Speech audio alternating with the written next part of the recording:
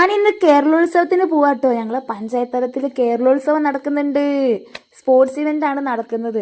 നിങ്ങളെ പഞ്ചായത്തിൽ നടക്കുന്നുണ്ടോ എന്ന് അന്വേഷിച്ചോളൂ കേട്ടോ.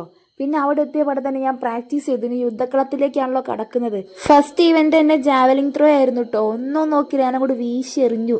പക്ഷെ എനിക്ക് സെക്കൻഡ് ആയിപ്പോയി കേട്ടോ. ഈ താത്തയ്ക്കാണ് ഫസ്റ്റ് കിട്ടി. ഈ താത്ത സൂപ്പറായിട്ട് എറിഞ്ഞു.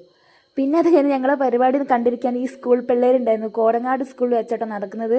അപ്പോൾ ഇവരെ ക്ലാസ് ടൈം ആയപ്പോൾ സാറ് അങ്ങോട്ട് കുട്ടികളോട് പറഞ്ഞു ക്ലാസ്സിലേക്ക് പോയിരിക്കാൻ. നമ്മളെ സ്ഥിരം സാർമാർ പറയും പോലെ. പിന്നെ ബോയ്സിനും എറിയാണ്ടായിരുന്നു കേട്ടോ. ഒരു കുട്ടി, അവിടുത്തെ കുട്ടി എറിയാൻ നല്ല കൊച്ചായിരുന്നു. അവന് സൂപ്പറായിട്ട് എറിഞ്ഞു. അവനാ ഫസ്റ്റ് കിട്ടിയത് വന്ന്. പിന്നെ ഞാനിങ്ങനെ മൊത്തത്തിലുള്ള ചുറ്റുപാട് അന്തരീക്ഷിക്കല്ല ചുറ്റുപാട് നിരീക്ഷിക്കുക കേട്ടോ. സൂപ്പറായിരുന്നു. ഞാൻ ഷോർട്ട് പുട്ടിനൊന്നും പങ്കെടുക്കുന്നില്ല കേട്ടോ. ഡിസ്കസ് ത്രോ എറിയുന്നത് എൻ്റെ മെയിൻ ഐറ്റം അതാണ്. അപ്പം അതിന് വേണ്ടി മസിൽ കൂട്ടാൻ വേണ്ടിയിട്ട് ഞാൻ ജസ്റ്റ് ഒന്ന് ഷോർട്ട് പുട്ട് എറിഞ്ഞു നോക്കിയതാ.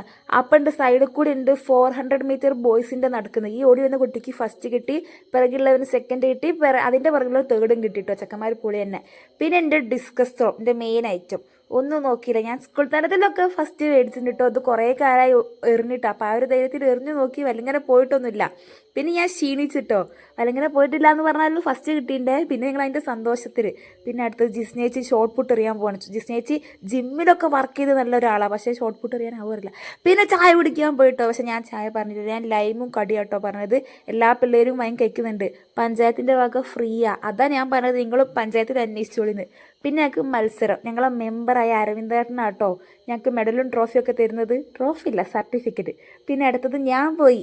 മൂപ്പര് പറയുണ്ടായിരുന്നു സോമൻകുട്ടിയാണ്. അച്ഛൻ്റെ പേര് പറഞ്ഞ് എന്നെ എന്താ പറയുക കളിയാക്കുന്നതല്ല, എന്നെ ഒന്ന് പ്രശംസിപ്പിക്കായിരുന്നു മൂപ്പര്. അതിനുശേഷം ഉണ്ടല്ലോ മെഡലും സർട്ടിഫിക്കറ്റും കിട്ടിയ സന്തോഷത്തിലാട്ടോ ഡിസ്കസ് ത്രോ ഫസ്റ്റും ജാവലിംഗ് ത്രോ സെക്കൻഡും കിട്ടിയ മെഡലും ട്രോഫിയൊക്കെ പിടിച്ച് ആഘോഷിക്കുകയാണ്. പിന്നെ കബഡീൻ്റെ മെഡൽ വരാൻ പോകുന്നല്ലോ കേട്ടോ. പിന്നെ ഞങ്ങൾ ഗ്രൂപ്പ് ഫോട്ടോ എടുത്ത് പഞ്ചായത്തിൻ്റെ ഭാരവാഹികളൊക്കെ വന്ന് അവരൊക്കെ സ്വാഗതമൊക്കെ പറഞ്ഞ് ഞങ്ങൾ എല്ലാ പിള്ളേരെയും വെച്ച് ഫോട്ടോസൊക്കെ എടുത്ത്. പിന്നെ കബഡീൻ്റെ ടീം ക്യൂ നിന്നിട്ടോ. ഞങ്ങളെ മെയിൻ ഗസ്റ്റ് ഞങ്ങളെല്ലാവരെയും പരിചയപ്പെടുകയാണ്. ഞാൻ ആദ്യമായിട്ടോ കബഡി കളിക്കാൻ പോകുന്നത്. ഈ ഓപ്പോസിറ്റ് പിള്ളേർ എന്താ പറയുക ഒഫീഷ്യൽ കബഡീൻ്റെ ടീമാണ്. അപ്പോൾ അവർക്ക് ഇതിൻ്റെ റൂൾസും കാര്യങ്ങളൊക്കെ അറിയാം. എനിക്ക് തോന്നുന്നു ജീവിതത്തിൽ ഞാൻ ആദ്യമായിട്ടാണ് കബഡി കളിക്കുന്നത്. എന്നാലും എനിക്കുള്ള അറിവ് വെച്ച് ഞങ്ങളെല്ലാവരും കബഡി കബഡി കബഡി കബഡി എന്ന് കളിക്കുകയാണ്. ഞങ്ങളിൽ ഒരു കുട്ടിനെ തൊട്ട് ആ കുട്ടി ഉടൻ പോയപ്പോൾ ഞങ്ങൾ എല്ലാവരും കൂടി പോയി പിടിച്ചിട്ടു. ഞങ്ങൾക്ക് കിട്ടി ഫസ്റ്റ്, ഞങ്ങൾ ജയിച്ചു കളി. പിന്നെ 3 മെഡലും കിട്ടി, സന്തോഷിച്ച്. പിന്നെ എന്തായാലും സന്തോഷ സ്ഥിതിക്ക് ഞാൻ കരുതി പോകുന്ന വഴിക്ക് പുഴയിലൊന്ന് ഇറങ്ങാന്ന്. ചുമ്മാ ജസ്റ്റ് ഇറങ്ങാന്നേ വിചാരിച്ചുള്ളൂ. പക്ഷെ അവിടെ പോയപ്പോൾ നല്ല ഒഴുക്കും നല്ല തണുത്ത വെള്ളം നമ്മൾ കരയിൽ നിൽക്കുമ്പോൾ തന്നെ ഫീൽ ചെയ്യുന്നുണ്ട്. പിന്നെ ഒന്നും നോക്കിയില്ല, ഞാൻ ഇറങ്ങി. പിന്നെ വലിയ ആഴമൊന്നുമില്ല. സത്യം പറഞ്ഞാൽ ഈ ഭാഗത്ത് ഞാൻ ആദ്യമായിട്ടാണ് പോകുന്നത്.